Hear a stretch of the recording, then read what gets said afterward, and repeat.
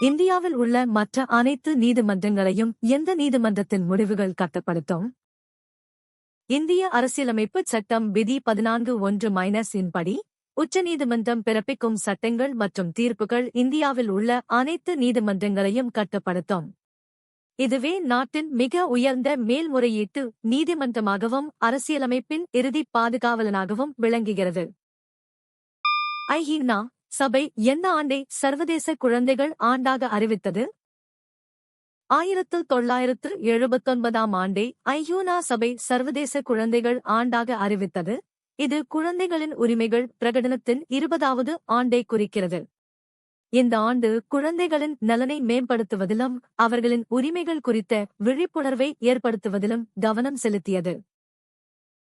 நீங்கள் ஒரு சாலை விபத்தை சந்தித்தால் மற்றும் பீதி அடையவில்லை என்றால் என்ன நடவடிக்கை எடுக்க வேண்டும்? விபத்து ஏற்பட்டவுடன் 108, ஆம்புலன்ஸ் மற்றும் 103, சாலை விபத்து உதவி ஆகிய எண்களை அழைப்பது பாதிக்கப்பட்டவர்களுக்கு உடனடி மருத்துவ சிகிச்சை கிடைக்க உதவும். இது கோல்டன் ஹவர் எனப்படும் முக்கியமான நேரத்தில் உயிரைக் காப்பாற்ற வழிவகுக்கும்.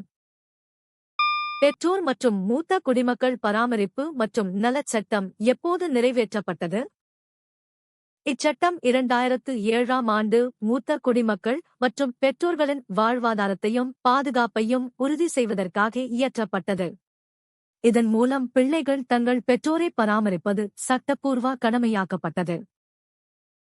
மாநில அவசரநிலையை பிரகடனப்படுத்த குடியரசுத் தலைவருக்கு எந்த பிரிவு அதிகாரம் அளிக்கிறது? அரசியலமைப்பு பிரிவு 35(6) படி ஒரு மாநிலத்தின் ஆட்சி அரசியலமைப்பு விதிகளின்படி நடைபெறவில்லை எனில் குடியரசுத் தலைவர் அங்கு அவசர நிலையை அறிவிக்கலாம். இது பொதுவாக குடியரசுத் தலைவர் ஆட்சி என்று அழைக்கப்படுகிறது. மக்களவையின் முதல் பெண் சபாநாயகர் யார்? கேள்வி 4. மீரா குமார் 2009 முதல் 2014 வரை மக்களவையின் முதல் பெண் சபாநாயகராக பணியாற்றினார். இவர் பீகார் மாநிலத்தின் சசாரம் தொகுதியிலிருந்து தேர்ந்தெடுக்கப்பட்டவர். தேசிய போர் நினைவுச்சின்னத்துடன் தொடர்புடைய இணையதளம் எது?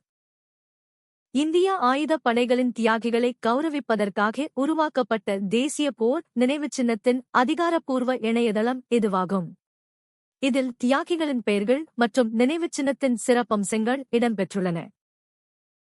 இந்தியா கேட்டிற்கு அருகாமையில் தேசிய போர் நினைவுச் சின்னம் எங்கே அமைந்துள்ளது? புதுதில்லியில் உள்ள தேசிய போர் நினைவுச் சின்னமானது இந்தியா கேட்டிற்கு அருகில் உள்ள சத்ரி கேனோபி பகுதியைச் சுற்றி அமைக்கப்பட்டுள்ளது. இது போரில் உயிர் நீத்த இந்திய வீரர்களின் நினைவாக 2019 திறக்கப்பட்டது. அனைத்து ஓட்டுநர்களாலும் போக்குவரத்து சமிக்கைகள் சரியாக பின்பற்றப்பட்டால் அதன் விளைவு என்ன? போக்குவரத்து விதிகளை அனைவரும் முறையாக பின்பற்றும்போது வாகனங்கள் சீராகச் செல்லும். இதனால் விபத்துகள் தவிர்க்கப்பட்டு பயணிகள் பாதுகாப்பாக இலக்கை அடையலாம். இது ஒரு குடிமகனின் கடமையாகும். இது பொது ஒழுங்கு மற்றும் நேர மேலாண்மைக்கு வழிவகுக்கிறது.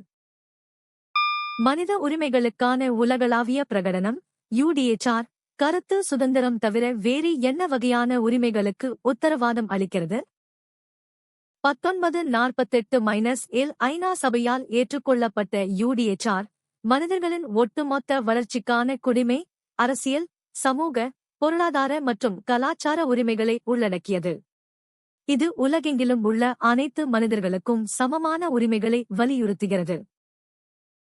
எந்த உண்மை உங்களை வியக்க வைத்தது? கீழே கமெண்ட் செய்யுங்கள். தினமும் புதிய தகவல்களுக்கு சந்தா செலுத்துங்கள்.